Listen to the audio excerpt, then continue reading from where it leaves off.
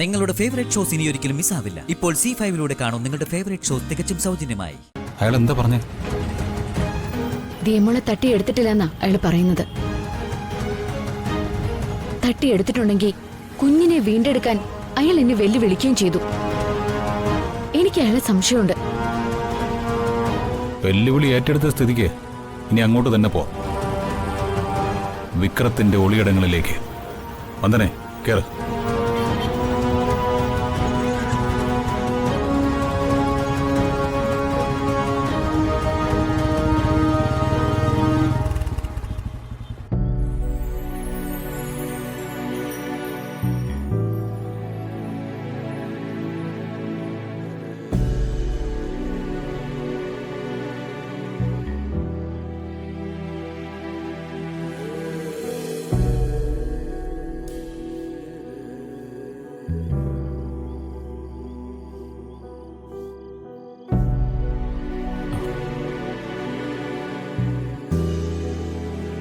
നീ ഇതാരെയാ വിളിക്കുന്നേ?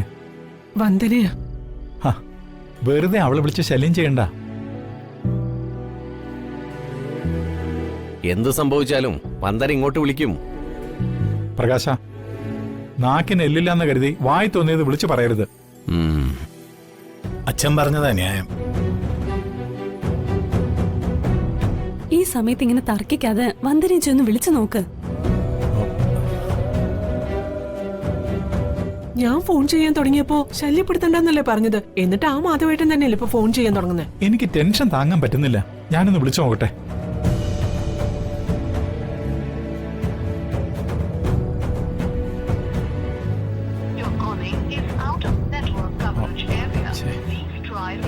Out of coverage area.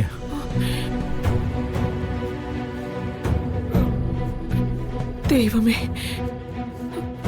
Vandana മോളിപ്പോ എവിടെയായിരിക്കും? ദേമോളുടെ അവസ്ഥ എന്തായിരിക്കും?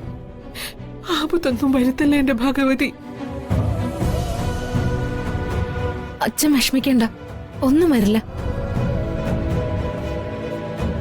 നല്ല മനസ്സുള്ളവരെ ദൈവം പരീക്ഷിക്കും, പക്ഷെ കൈവിടില്ല. ഇവിടെ ആർക്കും ഒരാപത്തും വരില്ല. രക്ഷിക്കണേ. ഇനി തോട്ടത്തിലൊന്നും തരാനിടവില്ല വന്ദനെ. നോക്കി, കുട്ടിയെ ഒളിപ്പിക്കാൻ സാധ്യതയുള്ള സ്ഥലങ്ങളിലൊന്നും കുട്ടിയില്ലെന്ന് ഉറപ്പായി. ഇനി തിരിച്ചു പോകുകയെ നിവൃത്തിയുള്ളൂ. എന്റെ കുഞ്ഞിനെ തിരിച്ചു കിട്ടില്ലേ? അവള് എന്നെ വിട്ടു പോയോ? ഇതിനപ്പുറം ഇനി ഈ തോട്ടത്തിൽ അന്വേഷിച്ചിട്ട് ഒരു കാര്യമില്ല. നമ്മൾ അന്വേഷണം നിർത്തുന്നില്ല. അന്വേഷണം മറ്റിടങ്ങളിലേക്ക് മാറ്റുന്നു മാത്രം. വരൂ.